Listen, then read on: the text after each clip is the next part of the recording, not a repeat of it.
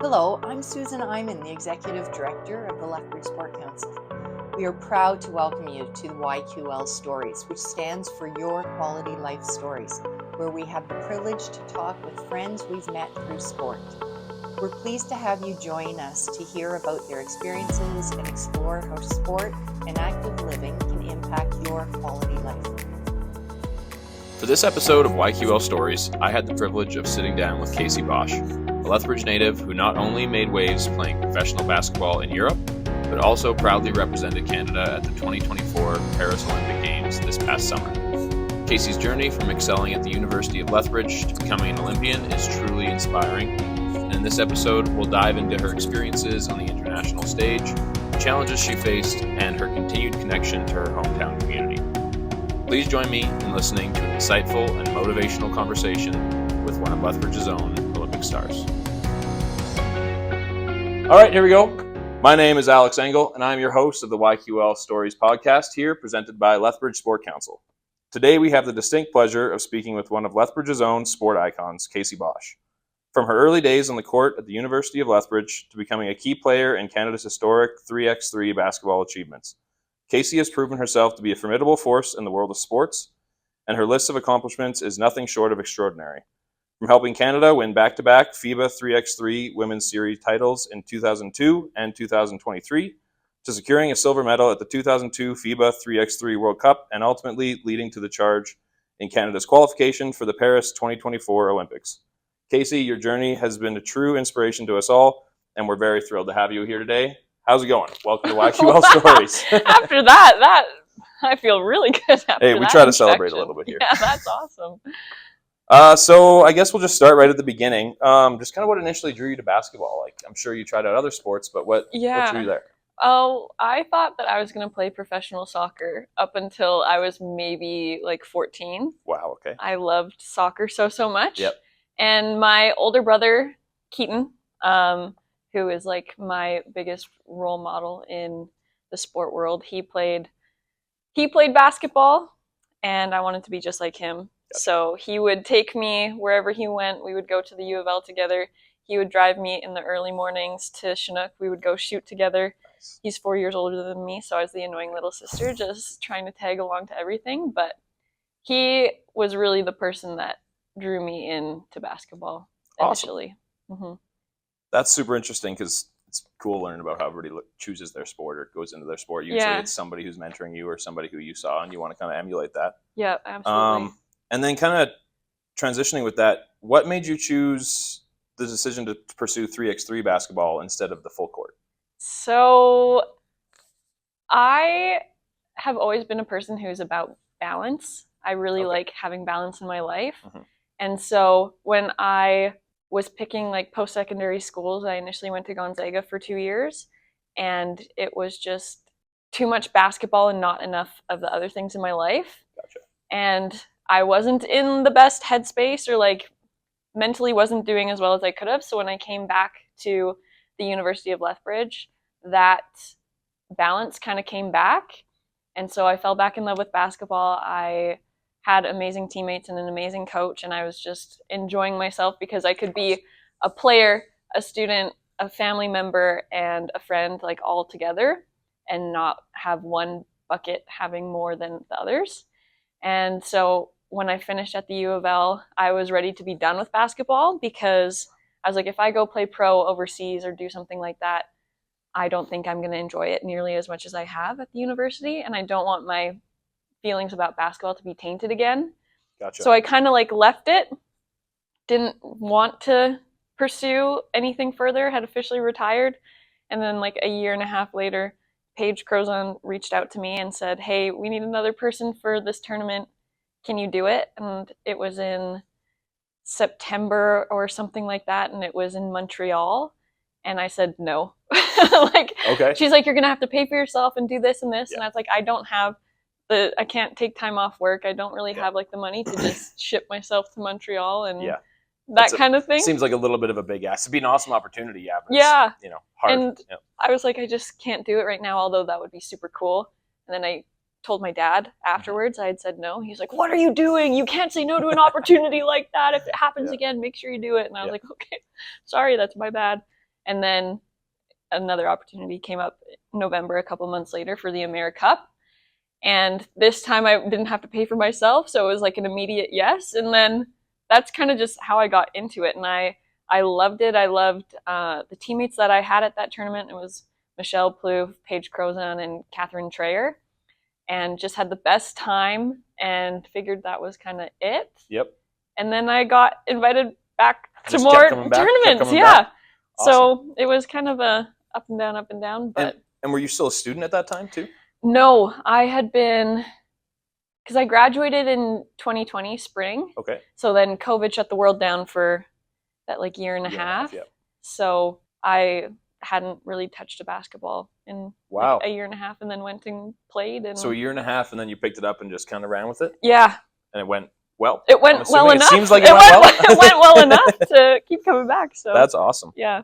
And you mentioned Gonzaga. That's Yeah. something I kind of wanted to touch on too, because that's one of the bigger basketball schools. It's always around March Madness with the women's and men's. So what was that experience like, going to that NCAA school? Yeah, it was a very amazing learning experience for me, I would say. When I was coming out of high school, I actually got recruited and offered a Div 1 scholarship to Gonzaga for volleyball. Oh, wow. Before the basketball team had ever... So quite the multi-sport athlete. I guess I'd never like played club or anything, but I had an offer to play volleyball there. And I was like, well, I'm not a volleyball player. Like, I played basketball and like hadn't really written like an SAT or ACT or anything. Like, was never planning on going to the States. And then I got interest from the basketball team at Gonzaga. And I was like, oh, like this team was just ranked number 1 for like the men's side, and so like that's all I knew them for. It's like, that would be pretty cool. Like, I might as well go on like a visit, see what it's like. And I went, and the school was just so cool. And again, the tuition was paid for, fees were all paid for, everything like that. So I was hard thinking, to say no to that. Yeah, like worst case scenario, I go down for 2 years. It's not what I want it to be. Yeah. I come back and like I don't really care what other people think. So yeah, exactly. It's not another gonna be a tool to big add to the deal. box, right? Exactly. Yeah. So yeah, it was super cool. We had played in front of like 5,500 fans a game, like multiple sold out nights. Wow. Travel in like charter planes. So we had like the private flights to Malibu, Portland, San Francisco. Not bad, hey? Provo, Utah, you know, like all of those super cool places. So yeah, the experience was awesome. I ended up coming back, and that was probably the best decision I made for myself. Okay. So for my growth as a person, as a basketball player, and just for like my mental health in general was like a great decision. So yeah, all of it's been great. That's super cool. And kind of, I know I'm jumping around a bit, No, but like we know that 3x3 basketball, it's much different than full court. It's, you know, much smaller court, faster games, less time. So what was that transition in terms of adapting? Was it hard to adapt to that change of rules? Was it a lot of learning, or was it something you picked up kind of easily?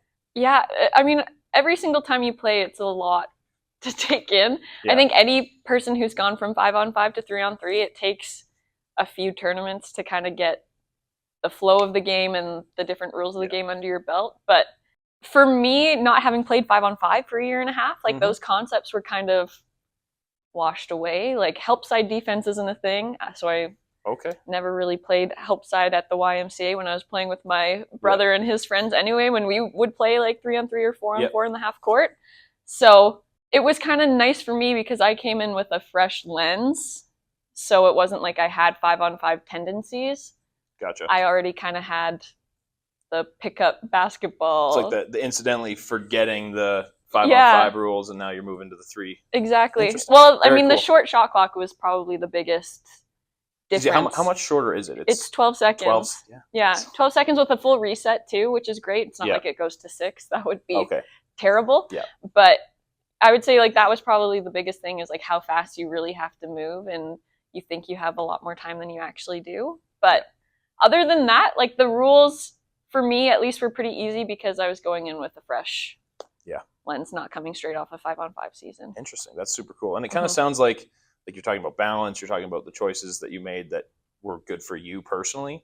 So it kind of, I'm assuming it sounds like you don't like to tie your identity too closely to the basketball. That's part of you, but that's not who you are necessarily. Yeah. Yeah. Which is so funny because in a small community like Lethbridge, Yeah. you pretty much know everybody based off of basketball. Yeah. It feels like. So everybody that I talk to, it's like basketball, which I love. Like I love it so much, and it's so cool, and this community has given me so much. But yeah, it's not like the one thing that I identify myself as. Awesome. And did you is that something you came to by yourself, or is that something that you had kind of taught by somebody, like a mental performance coach or anything like that, or is it just who you are and how you become? I think it's just always been who I am.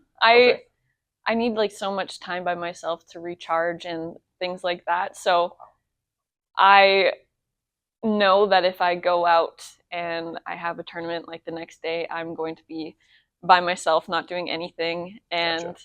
I just know all the things that give me energy don't revolve around basketball, which is so super self-aware. Yeah, that's probably a little probably nice too self-aware sometimes. I would like to be a little ignorant at times, but yeah, of course. And then kind of moving through your 3x3 basketball, it's been nothing short of spectacular. Obviously, contributing to the international stage of success. Like you won your first major title in 2021 at the America Cup, I believe. Mm-hmm. Right? What was that experience like?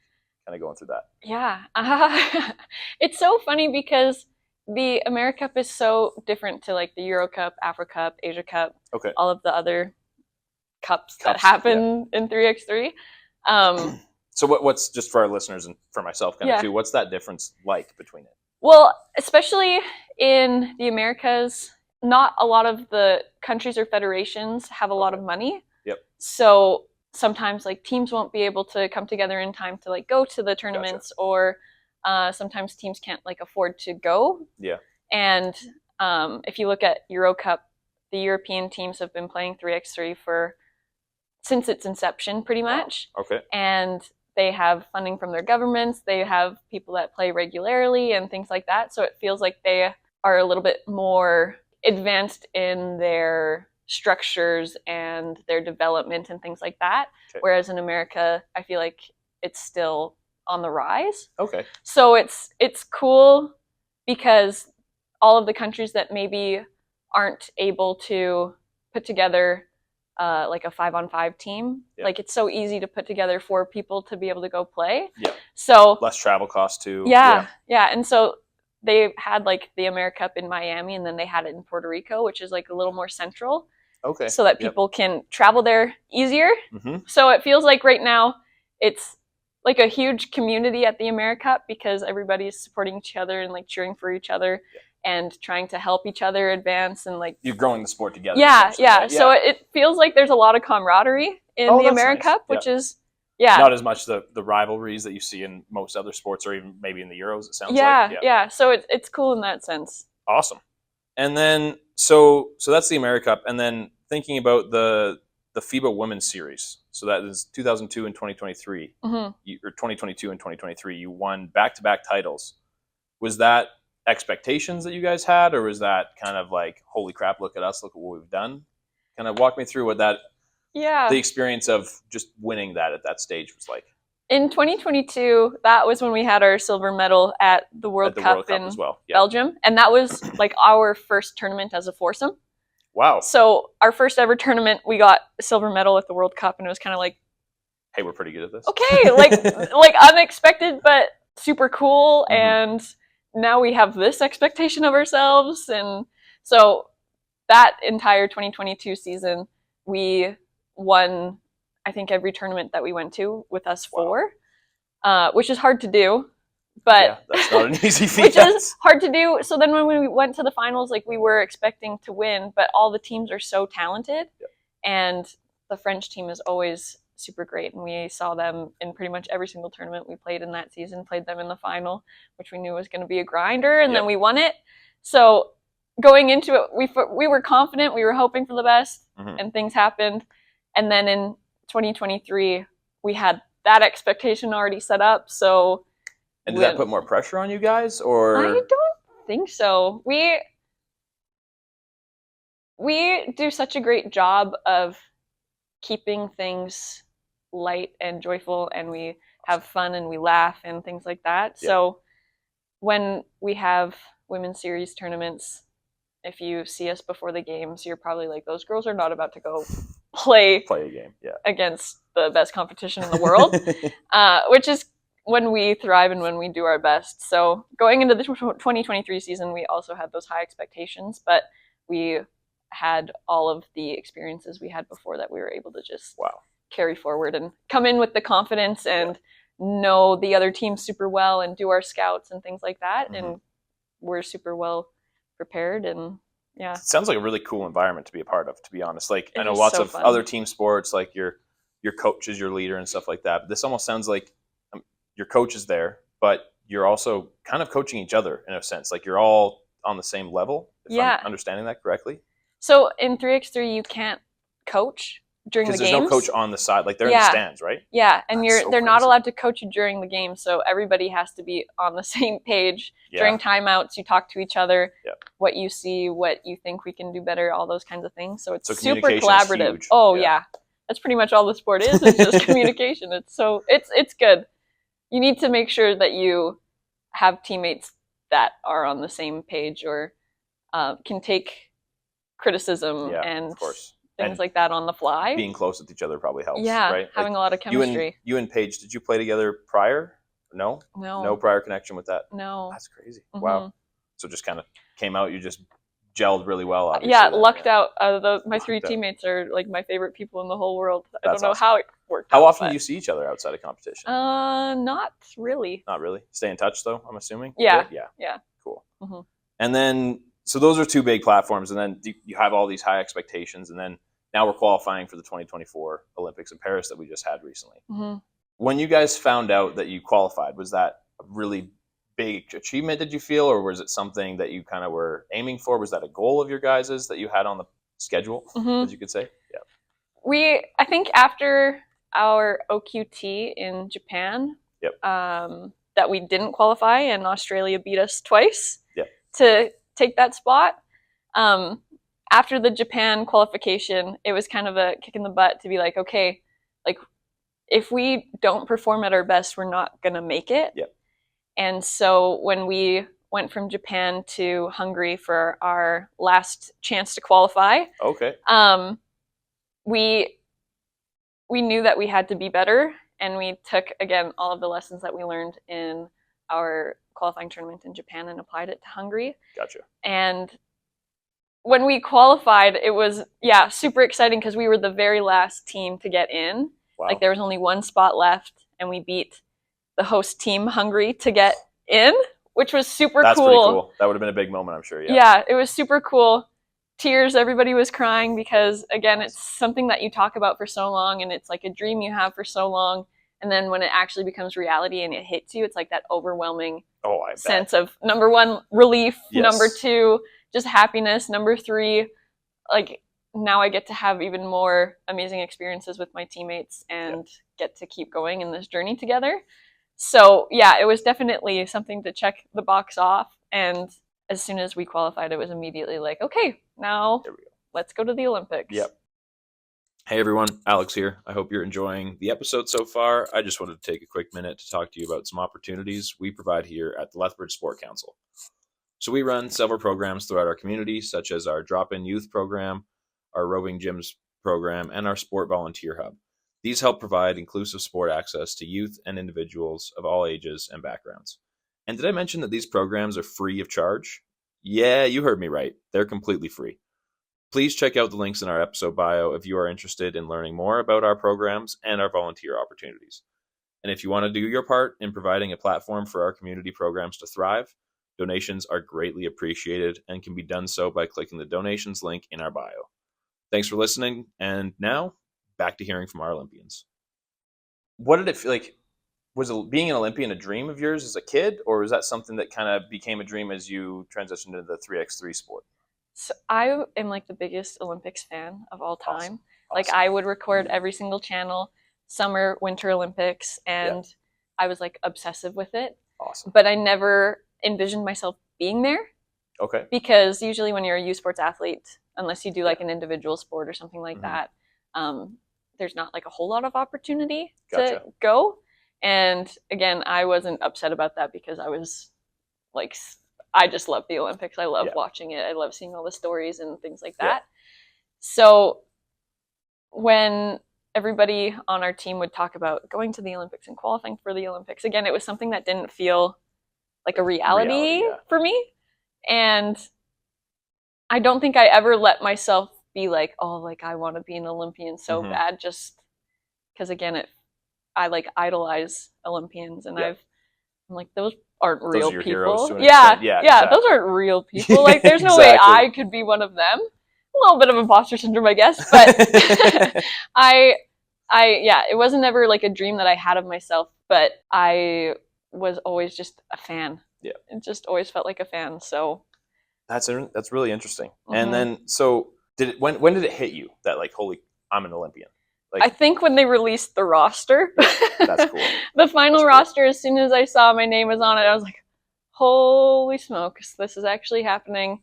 And yeah, again, it still kind of felt like a faraway dream until we got to the village. And I was like, okay, like I'm actually like I'm here. I'm actually an Olympian. Like, here I am standing with Andre DeGrasse and like all these these people. A little bit. Yeah. That's so cool. And then like you said, like Andre DeGrasse, you're seeing these Olympians who you've watched on the screen for the past however many decades, right? Like, that's got to be an insanely cool experience. It was so cool. Yeah, a little bit of seeing Simone Biles in person. I was like, this is not my life. Just starstruck. Yeah, I'd be the same way. Yeah, I'd be 100% the same way. I mean, it's kind of like that for us a little bit. Like, I just met you a couple weeks ago, and I'm like, crap, this is Olympians. This is super cool. And I'm nothing compared to them. It's crazy. I wouldn't say that. I'd put you a little bit higher up than that. And so, competing on the Olympic stage, did that feel any different than it did at like the World Cup, for example? I would say no. No. What makes you say that? Just like as soon as you start playing, you don't really think about anything. It felt like a way more well-organized tournament than most of the ones that we go to. And going in knowing it was going to be 10 games over 5 days, which is a lot. Insane in the world of 3x3. That is like, nobody should have to do that. It's a lot. Yep. It's wild. But yeah, like it felt like an important tournament, but it didn't feel, at least for me personally, it didn't feel like the nerves didn't get a hold of you. No, I was just awesome. I was just so excited. That's cool. And I always get my nerves out when they announce like the names. Like, I have to run full speed and like jump around and get my nervous energy out. And as soon as I do that, then I'm fine. Interesting. That's really, you'd be a mental performance's dream to work with. I don't know about that, but fair enough. So with that, like 10 games in 5 days, like that's a lot. We've talked about that, but what's it like to, like, with the mindset from, say you have one game in the morning and you have another game that afternoon? Is it a reset right after you're done? Do you give yourself time to celebrate what happened if you won, or think about if the loss happened? Like, what's that mindset like going in from game to game? It is just a roller coaster of emotions all the time. Because when you lose a game, a lot of the times we'll go back and rewatch it right away. Okay, so like quick film right after. Yeah, like even on the bus back to the village, we'll be on our phones rewatching the game on YouTube and like talking to each other on the bus and so pointing it's kind of like things collaborative out. Work that way. Yeah, cool. So we usually do that. A lot of the times we'll go straight to recovery, so we'll like start icing our knees or go on the Normatec and do things like that. But it's such a short turnaround. Usually it's like 2 hours between games, maybe an hour and a half. But at the Olympics, we had a game at 9:30 a.m. and then a game at 9:30 p.m., which is the longest 12 time hours in between we've ever had between games. So that was a new experience that you can't really emulate because it's never happened it's hard to us to prepare before. For, right? Yeah.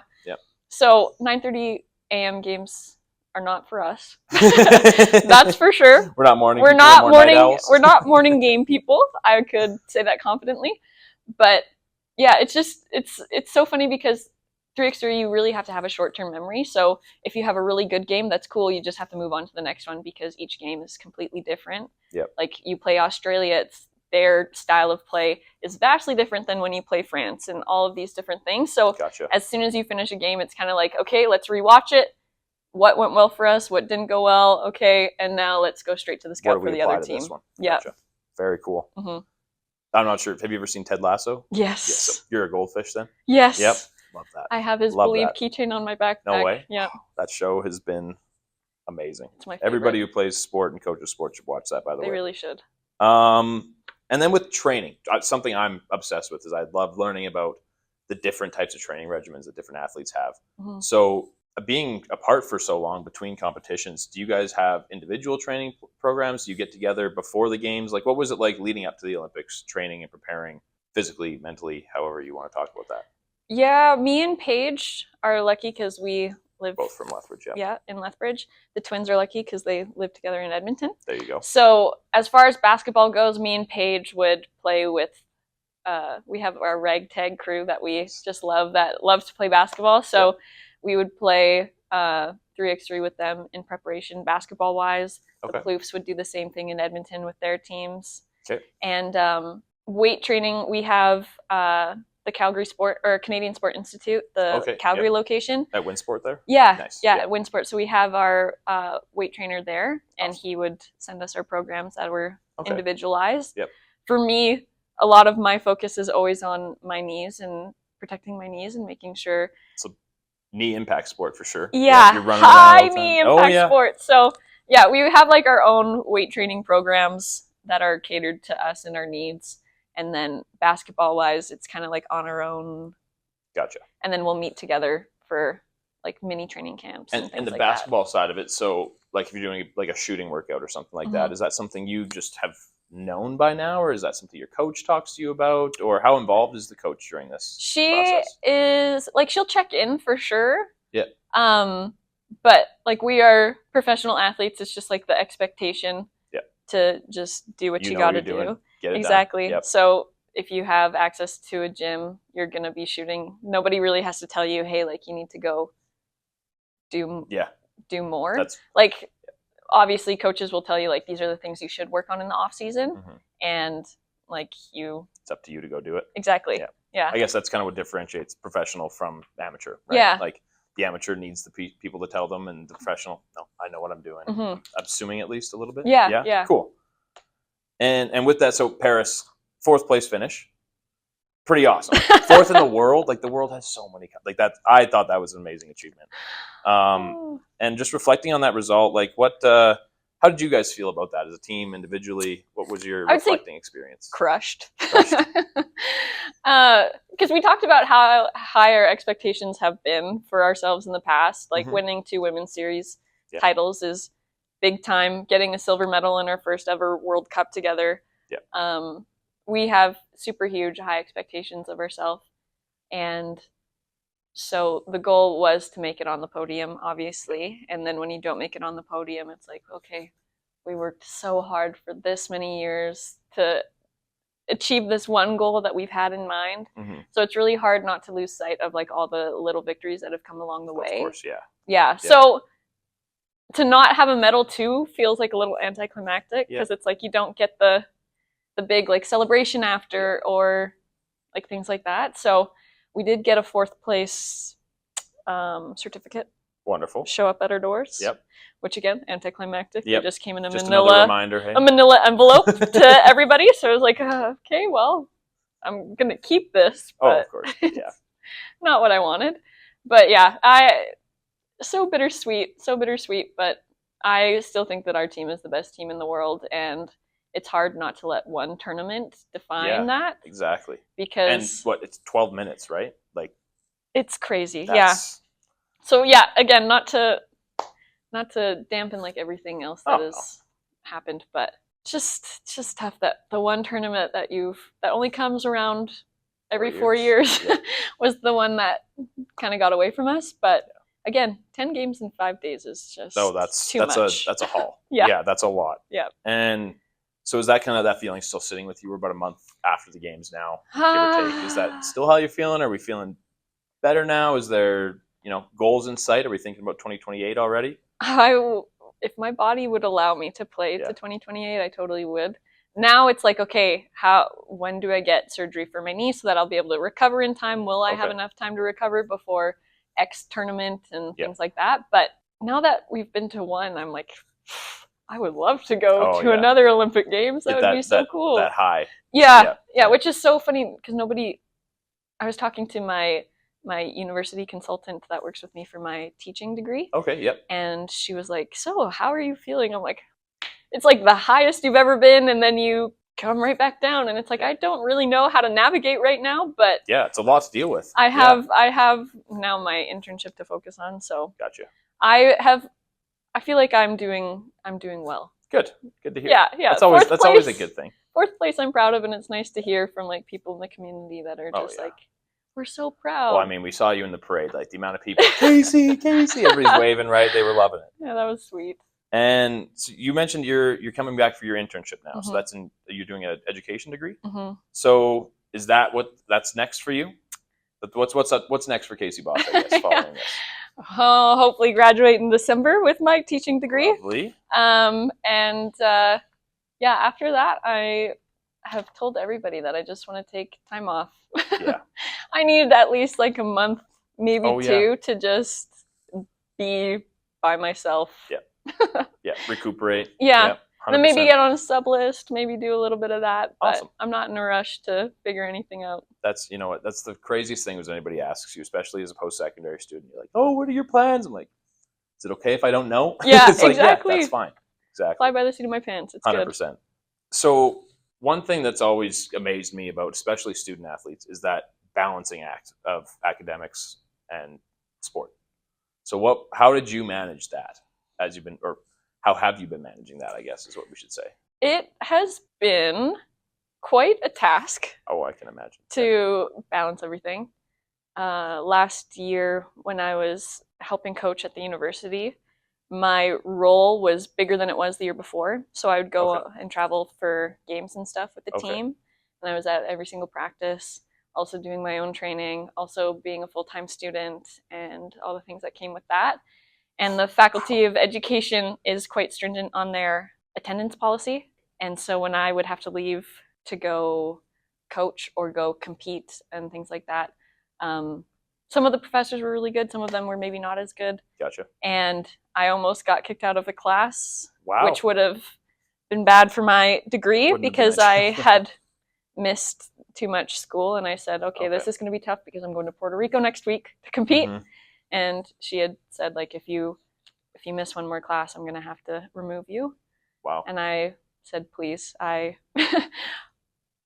we make an exception like, for let's, this? Let's talk about this. I know. For this, please. And like, I have done all the assignments and things like this. So so you're fulfilling your obligations still. Yeah. In terms of handing the stuff in, getting the stuff you need for the grades. Yeah. Yes. And doing like well in the class. So, eventually I talked to the dean, and the dean was like, well, it's up to the teacher's discretion, but I'll chat with them. And then they ended up not kicking me out, which was very nice of them to do. I'm sure that'd be stressful too. Yeah. Right? Like you're trying to balance all this stuff, and that's a pretty looming, maybe lack of a better word, threat, right? Yes. Like, yeah. So that was like really the biggest hurdle that was in my way, but being able to balance everything, like I've had to learn not to be a perfectionist because I can't spend a million hours doing one assignment or a million hours perfecting something else. So trying to learn not to be a perfectionist has been kind of the biggest thing that's gotten me through everything. So gotcha.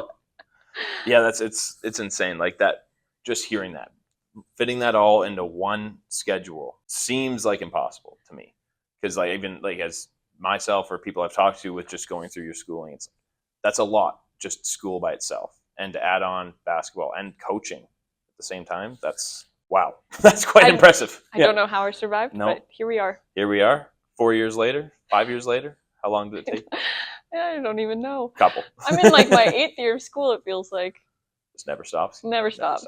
Awesome. Not only just not academics and sport, but like you have had a whirlwind of achievements lately, right? 2022, 2023, 2024, education degree, coaching, that's a lot of things. What's continued to motivate you in your career through, let's just talk specifically about sport and 3x3. What's your motivating factor that keeps pushing you to keep going? The biggest thing for me is for sure my teammates. Yeah. Like they are amazing women. They are like pioneers of 3x3 in Canada. Yep. Like they created the program. They have spearheaded everything.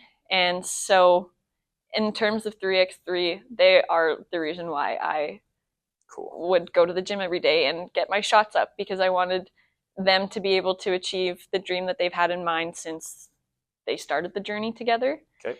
And that was to go to the Olympics, and then it was to medal at the Olympics, and maybe we didn't get the second one. But yeah, definitely my teammates were my biggest motivators, because again, to be an Olympian for me, I was like, yeah, this is cool, but to be able to see them go from where they started to being at the top, like that it means way more to me than me going and doing it. So very selfless, I guess. Yeah. But yeah, for sure. I That's wanted awesome. to be my best so that I could help them do what they had set out to do from the beginning. That's super interesting. Just the drive of wanting others to succeed, and in yourself, you were the piece that they needed help with. That's really cool. And has that been kind of something that's been throughout your whole career? Like when you were playing full court in Gonzaga and Lethbridge, has that always been like a motivating factor for you? Is the teammates aspect, or has there been other motivating factors for you? Yeah, like teammates and coaches. Yep. And I just have always enjoyed playing. It's just been the love of the game. Yeah, it's just been so fun. It's never felt like a chore, except for maybe like the 2 years that I was at Gonzaga, but I don't think that was necessarily the basketball portion or my teammates. I loved my teammates there too. It just wasn't the right fit. But yeah, always I love playing with people I love, and I love playing for coaches that I love, and I love having my family come out to games and get enjoyment and things like that. So yeah, it's been very fun for me, but I just love the people around the sport. Yep, it's kind of similar with life, I guess, right? You work with people you love. It's hard to hate what you do, right? Exactly. Yeah. And you mentioned your coaching as well. Is that something you're going to continue with this year? Potentially. I'm coaching currently a JV girls volleyball team at Picture Butte High School. Cool. So very cool. And so thinking about that assistant role that you had with the Pronghorns specifically the last seasons, what's been the most, I guess, biggest lesson you've taken away or most enjoyable part about coaching that you've experienced so far? I just think it's so fun when you can see people start to like have self-belief. Oh, wow. So when there's, or maybe there's a skill that they haven't quite grasped or a concept they haven't quite grasped, and you can tell that they really want to get it. Yeah. Being like the cheerleader and the motivator and like positive encouragement, I feel like I'm a big rah-rah type of coach. That's awesome. Because that's what I really like, is when somebody believes in me. I'm like, oh, like I know I can do this. Like this gives me that validation. Yeah, almost, yeah, right? Yeah, exactly. Yeah. So that's kind of like that was kind of my role at the university, is the rah-rah, be loud, the player coach. Yeah, be positive, things like that. So yeah, I just love it when you can start to see people like really believe in themselves and get the confidence, and I think that is it also helps reassure you that you're doing a good job too, I'm assuming, right?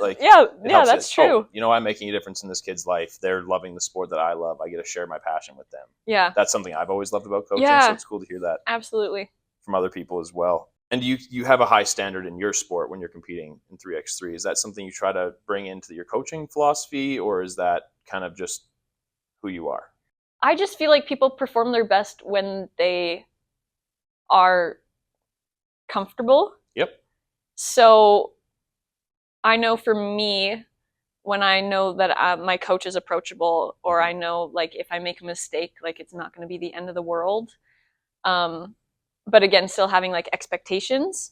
Yeah. So my coaching philosophy is like holding people to a high standard, but being gentle when I know that they're trying. Gotcha. You know, so if they're not to where I want them to be, but I know they're working towards it, then like that's all you can really ask for. Oh, 100%. Yeah. So, and if somebody's not trying, then that's when I would step in and be like, okay, we're better than this. Yep. I know you're better than this. Like, let's get going. But again, like effort will always beat skill type deal. Give me somebody who works super hard, and I will take them over a person who's very talented but doesn't want to do anything. I'm with you there. Hard to say no to that. Yeah.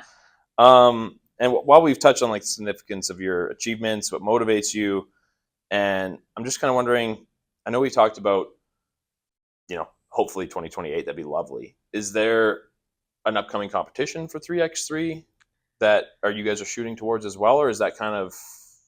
The water is quite murky. It's murky right now? At the moment. I mean, with my internship, I can't go do the competition. So my teammates have the women's series final in China in a couple weeks now. Yep.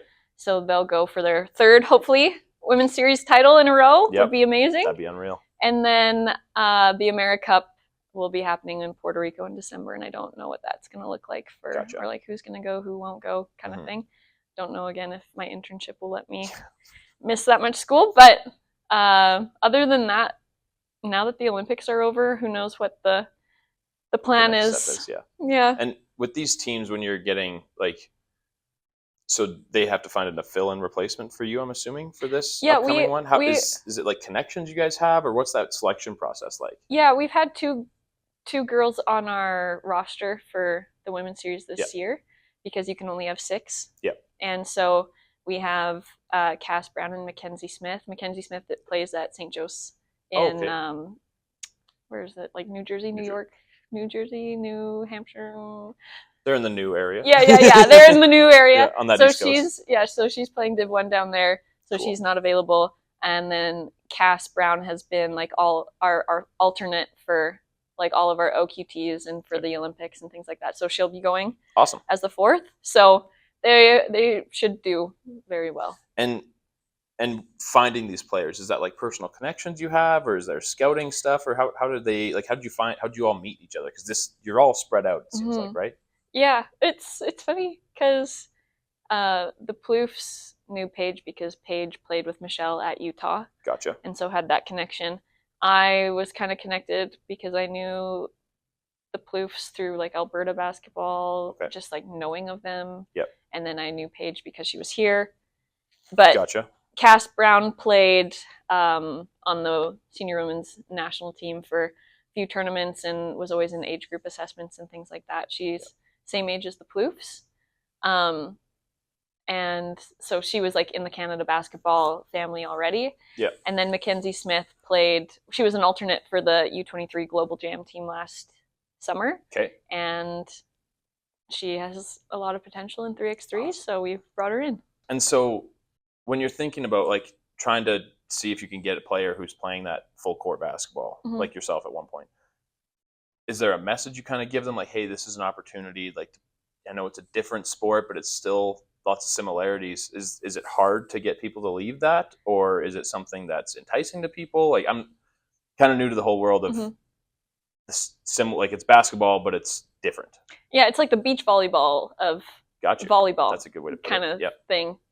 But it's been somewhat of a battle sometimes with who can come to 3x3 and who can't. I know the senior women's national team has like their pool of athletes that they kind of keep, and it's hard to pull from that. Yeah. And because we can only have 6 people on our team in the summer, like it's really limited. So we've actually been so lucky. Like everybody that we brought in has fit in so well and has only contributed positively. So it's kind of hard to find people, but then it's also not. We do it, I feel like, a lot based on character. Oh yeah. And well, it's easier to bring in good people, right? Yeah. And so like we've never had an issue. All of the people that we've brought in have been amazing. So seems like your strategies are working so far. And I know, like you talked a little bit earlier just about how amazing this community of Lethbridge is. If you could just talk a little bit about what it means to be from Lethbridge and what the community of Lethbridge specifically has done for you as an athlete and how it was growing up here. Yeah, it's funny because Southern Alberta like lives for basketball. Yeah. When it comes to the zone tournaments and things like that, all of the students are dressed up and painted themselves, and there's standing room only left in the finals and things like that. So growing up knowing that culture of basketball and that it is something that people are so passionate about and they cheer so loudly and so hard for their teams, it's just cool. Like I remember being in grade 12 and grade 11 and grade 10 and going to the zone tournaments and being like, there's nowhere else on earth, I swear, that treats their high school basketball this way. Yeah, I've yet to see something different. Yep. Yeah, and so like it's just so cool because even from a young age, you see all the little kids running around at the zone tournaments and they're dreaming about that being them one day on the court. So to have a community that really does support their athletes and even if they're not cheering for you, they're cheering for somebody else with that same amount of passion. Yep. It's cool. So to be, again, competing for the Canadian team and having all of those other places kind of forced to cheer for you instead of against you, like in high school. It's been super cool, and I have felt nothing but love and support and overwhelming like positivity from people. Awesome. So I can't imagine a better place to grow up and play sports, especially basketball, than Southern Alberta. And I am just so grateful that despite not making it on the podium, having a community that is very expressive in their pride for me and for the team has helped me get over the fourth place finish quite a bit. But a little bit easier to see the glass half full. Yeah, but it really is such a special place to represent, and I'm very grateful to be from Lethbridge. That's awesome. Mm-hmm. Yeah, I've been here. I mean, I grew up in Southern Alberta, but I've been in Lethbridge for 6 years now, and it's such a cool sport community. Like everybody's out, they're active. You see kids playing basketball on the street everywhere you go. Everybody's got a hoop somewhere. It's quite reassuring to see that we still have that. Yeah, and football too. Football, yep. Football's pretty big. Well, and you were a multi-sport athlete. It seems like. I guess it's kind of just came to me.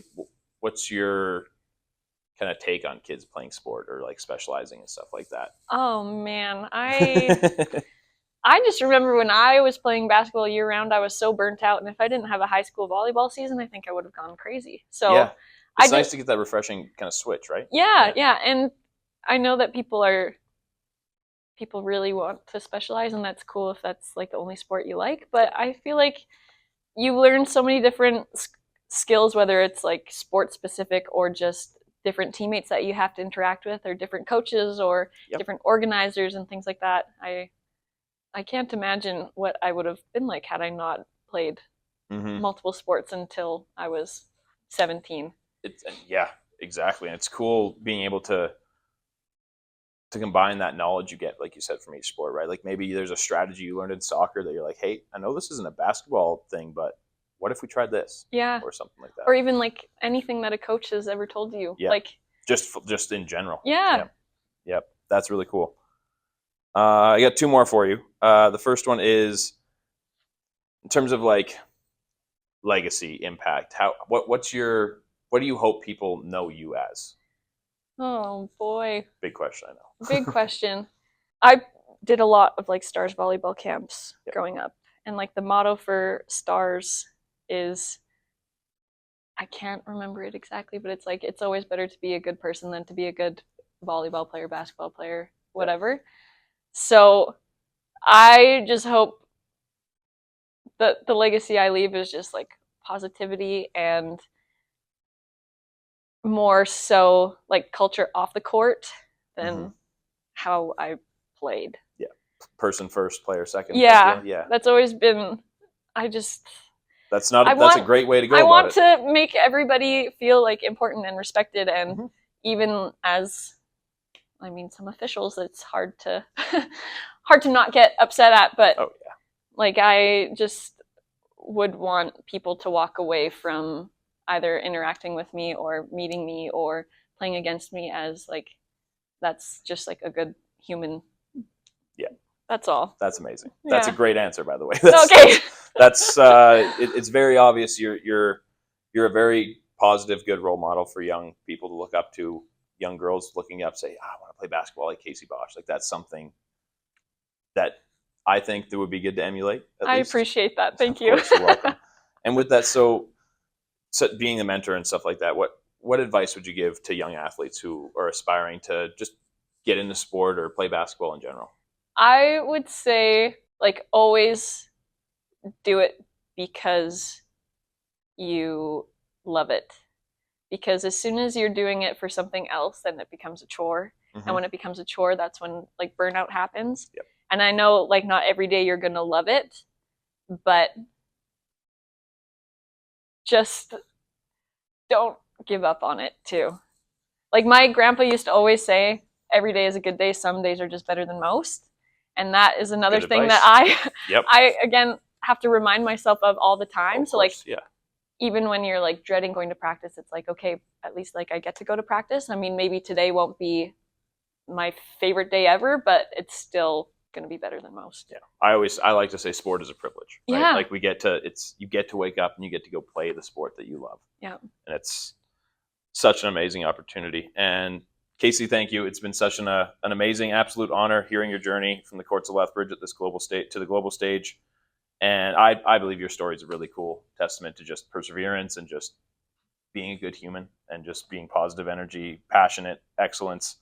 And undoubtedly, I believe at least you've left an indelible mark on Canadian basketball. Thank you for sharing your experience with us today. Thank you. And is there anything else you'd like to say just before? Any organizations you're working with that you'd like to give a shout out to? No organizations in particular, but I would say, just because I'm in the teaching profession right now, Of course. that everybody needs to respect their teachers. They are putting in so much effort and so much time, and they really are the people that change students and they change lives and they help everybody. And I just want to give a shout out to teachers everywhere and hope that students, even if maybe there's a teacher you don't love, can respect them and understand that they are in a impossibly tough career and they do it because they love it. Yeah. That's amazing. Well, thank you very much, Kacie.